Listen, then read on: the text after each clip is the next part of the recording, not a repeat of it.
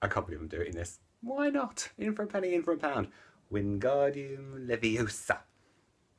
Float, damn you. Float. Float. Float. Look! I'm making a book float. It's... Oh. Okay.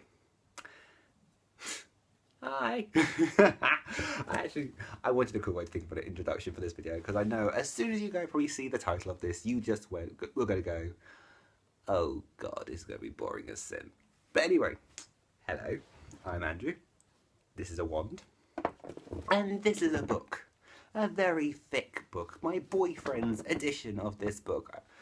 Of Harry Potter and the Order of the Phoenix. I went to Deathly Hallows then. Oops.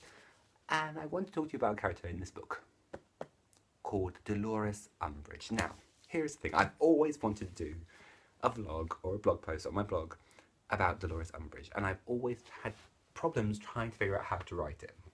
Because she's one of those characters that we all hate. We all loathe her. We want her more dead than Voldemort and Bellatrix, which I think is quite a hard task to do.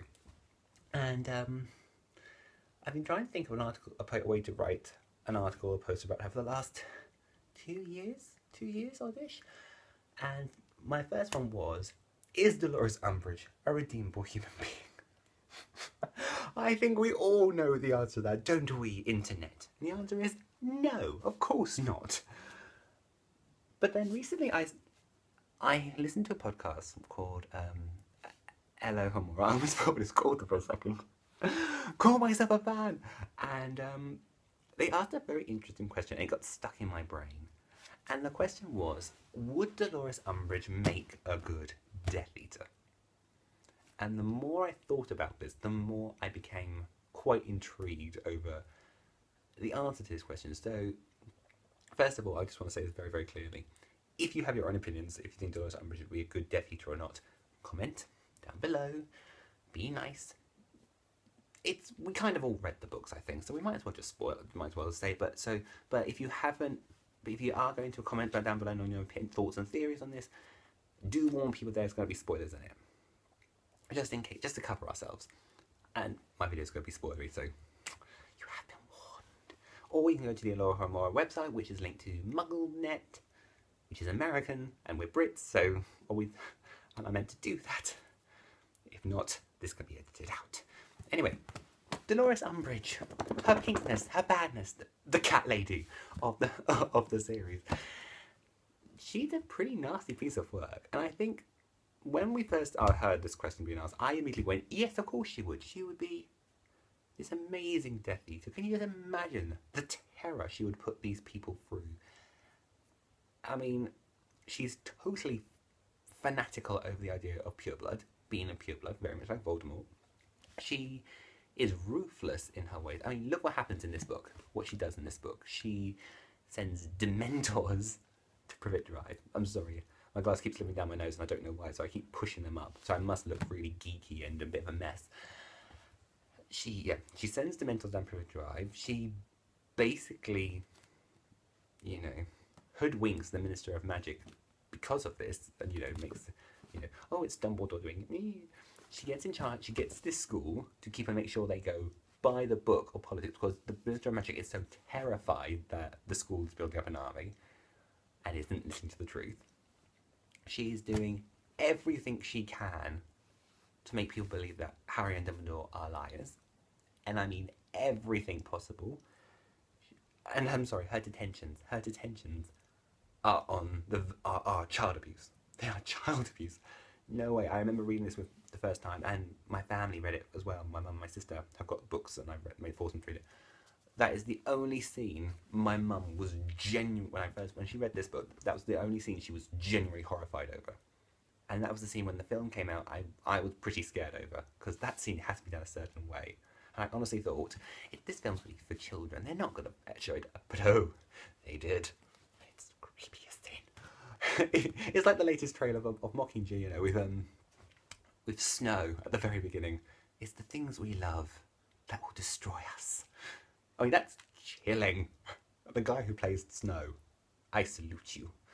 But she does a lot of these things. She undermines people. She basically, at one point, she almost throws Trelawney out of Hogwarts because she has no home because she's a fraud. She belittles Hagrid because he's a half-giant. She does exactly the same with the centaurs.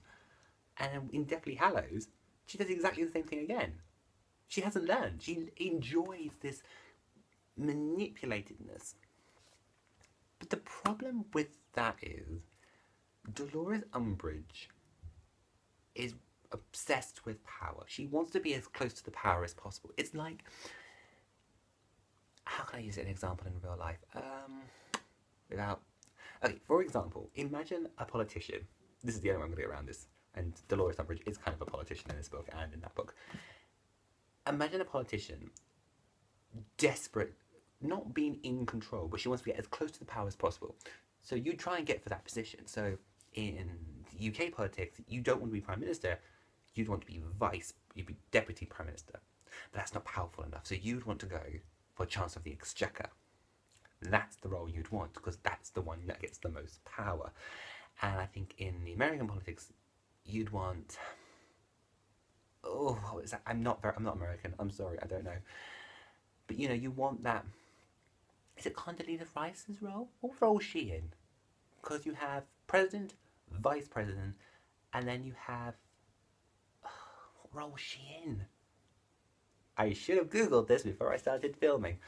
But that's the thing, that's the point of Umbridge. Umbridge wants the power, she wants the control. And we see this time and time and time again. Like with the teachers, she goes into the teacher's classroom and she belittles them and you know, she does this stuff. And in the recent chapter that I think it's The Lion and the Serpent. You know, when Harry and Fred get into this fist fight with Draco, who fully deserved it, I think, because that Quidditch chant was bullying. Let's just admit this from the word go. McGonagall was going to come in, she was going to have everything under control, because it was their first violent events, to my knowledge. I don't know what I'm doing that. Maybe it was Harry's, but not Fred's, or George's. But Umbridge sort of swoops in and then goes, well, under this decree, where did that decree come from? And she gives them a lifelong ban, but it's to show McGonagall up. And who is kind of buffering her. Every time Umbridge does something, McGonagall sort of rallies against it. And you know the phrase is saying, the enemy of my enemy is my friend. Well, not in this case. Well, in Umbridge and McGonagall, Umbridge is going, right, she is my main opposition. Once Dumbledore's gone and I'm in control, and that's what she wants control of Hogwarts. That's her reason why she's there. McGonagall is her enemy. And that is how it's going to go around it. So it's a very weird one. I think Umbridge is a very complex character.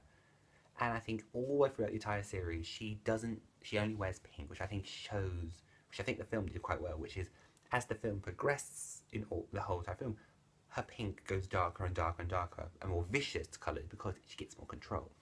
But in the book, there are 2 scenes she doesn't wear green. She doesn't wear pink, she wears green. The first time, I think, is in that chapter, The Lion and the Serpent. And the second time, it's when she goes to Hagrid's first class, when Hagrid is teaching. He's come back from his trip and he's teaching. She wears green. The reason for that is, I think someone said this as well on a blog somewhere, is she is showing, very recently it was announced that she was a Slytherin when she went to Hogwarts. So of course, at the Quidditch match between Gryffindor and Slytherin, she is showing biases to Slytherin, because Gryffindor has Harry in. So she hates all Gryffindors. That is literally the attitude. But then with Hagrid, she is showing her blood status. She is showing she is a witch. And not just a witch, a pure blood witch. So she is wearing green, which is, when you're in Muggle society, you would wear a green cloak to show that you're a witch or a wizard. So she's showing her almost narcissism over... Is that the right term in this sentence? Her narcissism, her fact that she's been quite nice and inferior, over, I just realised how out of shot my head went when I did that, over Hagrid. She doesn't like Hagrid, she doesn't like centaurs, she doesn't like, half-bloods. So she's doing that, and she's doing it maliciously. And if she was a Death Eater, she would break rules. Like, for example, Voldemort's main rule is, don't kill Harry Potter. She would kill Harry Potter if she had the chance. I mean, she had Dementors sent to Privet Drive behind Cornelius Fudge's back. And a Dementor, as we know, sucks the soul out of you. in the Dementor's kiss, which I think is the most chilling thing. The Dementors are chilling. But can you imagine if she did it behind Voldemort's back? I think Voldemort would want Harry to be with Soul when he dies. So if Umbridge did that, that is just, you know, that's a big fat no-no. Yeah. So the more I think about this question, would Dolores Umbridge be a good Death Eater? The more I kind of don't know how I feel about it. I think she would, but she would do things that would make Voldemort quite angry. So anyway, what do you guys think? I really want to know your thoughts, your theories. Have you read the series? Are you going to read the series? Are you planning to reread the series next year? Because I am currently thinking about doing that. Just thinking. I know I'd definitely get up to book 3 if I did it. So 1 3 I definitely will do. 2 will be a struggle because I don't like 2. This will be a struggle because I hate this book with passion. But I will read it. Although I think recently, I haven't read Half-Blood Prince in a while. A lot of things happen in Half-Blood Prince I don't really like. But what is your opinion on this series? What is your opinion on the Harry Potter series? Do you think the Dark Materials series is better? Do you think Twilight is better? What is your theory on Dolores Umbridge? And what is your ideas that if J.K. Rowling decides to write another series in this world, or write a film in this world, which she's written Fantastic Beasts and Where to Find Them in the movie world, what's she going to do? So, you know this real. Comment in the top corner. Comment down there. Subscribe there-ish. Thumbs up if you think Dolores Umbridge will make a good Death Eater. Thumb down if you are a Death Eater in disguise. And if you are, all hail our Imperious Lord, Voldemort. Although apparently you're not supposed to say Voldemort with a T. You're supposed to say the T silently because it's French. Voldemort? Voldemort. All hail Lord Voldemort. Oh my god. Even now J.K. Rowling surprises us with stuff. Okay. Bye.